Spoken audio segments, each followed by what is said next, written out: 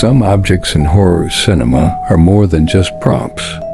They become legends, icons of fear that haunt our memories long after the film ends. Welcome to Enigmatic Objects, where we uncover the dark histories of horror's most infamous relics.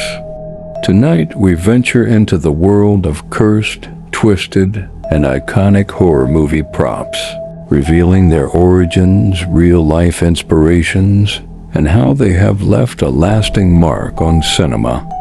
The Chainsaw from the Texas Chainsaw Massacre. In 1974, a low-budget horror film changed everything. The Texas Chainsaw Massacre introduced the world to Leatherface, a hulking, masked killer whose weapon of choice was as terrifying as the man himself. But here's the chilling part. This wasn't a prop. It was real. Director Tobe Hooper didn't have the budget for custom Hollywood props. Instead, the film crew bought an actual Pullman 306, a chainsaw, from a local hardware store for just $60. What they didn't realize was that they were about to unleash one of the most unnerving sounds in horror history. This was the 1970s, long before today's safety regulations. The cast wasn't just acting terrified. They were genuinely running for their lives. The chainsaw was fully operational, and mistakes could have been deadly. Leatherface was no mere Hollywood creation. His twisted love for human skin was inspired by real-life murderer Ed Gein, who fashioned masks and furniture from his victims' remains. This connection made the Texas Chainsaw Massacre feel almost too real.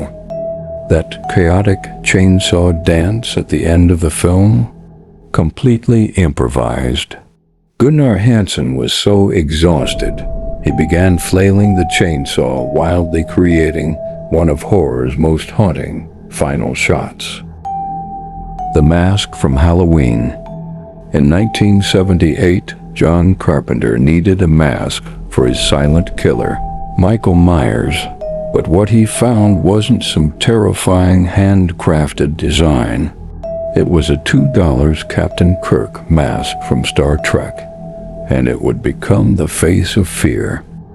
Production designer Tommy Lee Wallace gave the mask a ghostly white complexion, widened its eye holes, and reshaped the hairline. Suddenly, it wasn't a face. It was a void, emotionless, soulless, inhuman.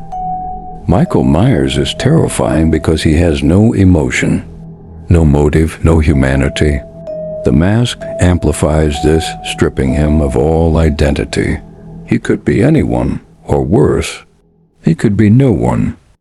The original mask still exists today, but decades of decay have left it far more disturbing than before. Freddy Krueger's glove from A Nightmare on Elm Street.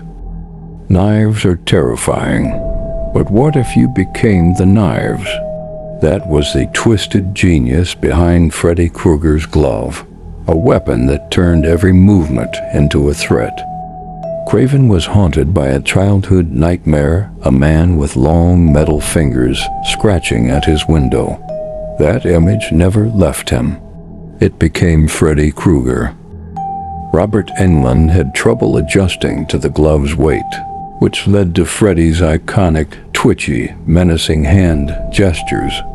The cursed headstone from Pet Sematary. Stephen King's Pet Sematary warns us sometimes dead is better. But did you know? The headstones in the film were real, and the eerie atmosphere wasn't just acting. The set was said to be cursed. King wrote Pet Sematary after his own pet was killed near his home in Maine. The grief and guilt he felt poured into the story, making it one of his most unsettling works. These objects are more than props, they are legends. They tap into our deepest fears, reminding us that horror is not just about monsters, but about the things we leave behind. One of Michael Myers' original masks was found under someone's bed, rotting, decayed, and somehow even scarier than before.